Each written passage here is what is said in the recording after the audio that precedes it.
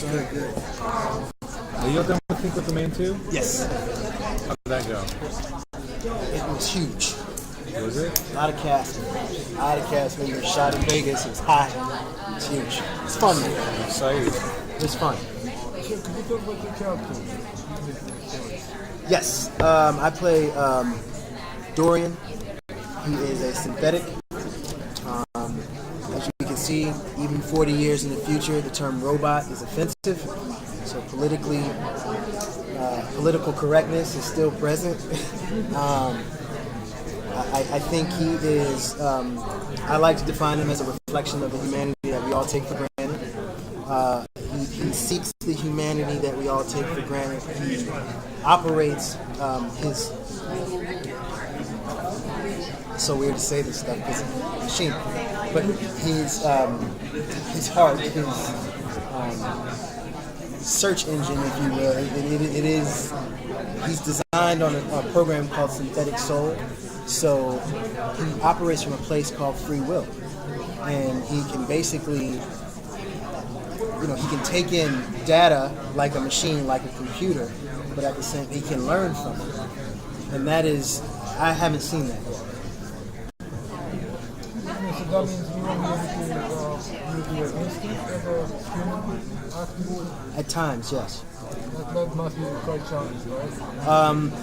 It's refreshing. It's difficult. But I try to embrace the awkwardness of it, and hopefully that reads on camera. So for you, what motivated you to pursue this project? I got the script, and the two things that really kind of, there were three things that really kind of made me sign on. One, the pedigree of the producers lets you know that they've been there before. This isn't their first rodeo, and they know how to get it done. My first meeting with Joel was 3 hours. I've never had a meeting that long, and in that meeting, I went from being like to this one, crazy. I mean, we were like sitting around. I was like, "Oh, that's crazy. Oh man, that's so odd." And then, well, what if you know what I mean? And it became like just fun. It just became fun and interesting, and so that was great. And then the script, the material, what was on the page, and the ability that this character has, and like there's just such a big canvas that can be painted with this guy, and that is every actor's dream when you start thinking about the possibility of taking on a character for 5 to 7 years. And then as an actor,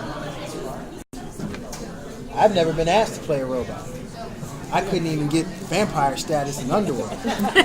So as an actor, I was like, yeah, this is different. And interestingly enough, I was just telling someone else this earlier.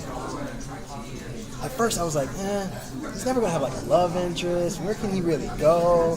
I don't know. This is before my meeting with Joe. And when I started thinking about a love interest, I stopped because he does operate from a place of free will. Who knows? And instantly I just became interested. So in your, in the development, this is something that's really kind of never been done before. Certainly not in this way. Not with people. And as an actor, you want to be able to develop, background and everything like that. So, how much, have you been able to bring in your own development of the character that you can kind of go to the writers and producers and say, oh, hey, this is my idea. Can we do this? And how many ideas have you been kind of sliding to them, hoping that they bring that in? Well. It started on the pilot. Obviously, that 3-hour meeting with Joel as well, just like collaborating with him on, is he more of a Mac or is he a PC? You know what I mean? Because we were talking about that in the meeting, and I was like, you know why I switched to Mac? Because I couldn't stand opening up my PC and waiting for it to go through the virus protection and everything else. You turn on the Mac and it's like, okay, we're ready to go. And I like to think of Dorian in that way, and that he's kind of the new, improved, less baggage version of a synthetic. And more importantly, unlike the MX-43s, you kind of have to reckon with him. You can't just tell him what to do because he has an opinion, you know, and that's fun. That's fun to play. That's interesting, and I think it's going to be interesting to see where he goes with that opinion. Now, obviously, his opinion pisses off John Kennedy a lot. So we'll see where that goes. What kind of, I don't know, superhuman power or quality that the character has? It's going to grow. It's going to grow. From the pilot, he has some capabilities that he's able to do. In the second episode, you see even more of them, and in the third, you're going to see you'll see more come around. The thing is, he's not indestructible. That was the one thing that I talked to Joel about that was important to me. You know, he's not indestructible. He can be destroyed. It's not like he, you know, can't be killed. You know, he can be thrown out of a car and rolled over by a truck too. You know what I mean? So it can happen. He can be destroyed, and that's important because that gives you if he feels danger, you know, you as an audience will feel that as well. I think we gotta have it. We have to have that. Is there any sort of specific outfits or anything that you're pushing for as we are at Comic-Con so that next year you can kind of see people dressed up like you? Listen, I was so pleased at my wardrobe fitting to realize that Dorian has one outfit. And like Karl has gone back, since we've been in Vancouver, he's gone back and had to do multiple fittings. They haven't called me once. You know, it's the first, and I'm like this. It's great. One outfit, it is what it is, and it's his uniform. Now, that doesn't mean you won't see Dorian in something else, especially as he develops more human characteristics. You'll see him probably try and feel himself a little bit. You know what I mean?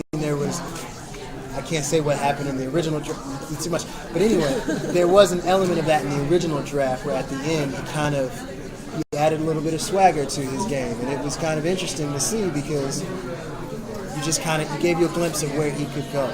And so yeah, his uniform is what we're going to see. And yes, it would be, if I came back next year and I saw people dressed like Dorian, I'd be beyond flattered. Beyond flat. I think that would be the coolest thing ever. All right. Thank you. Great. Thank you so much. We always have, I'm also cognizant, whenever I see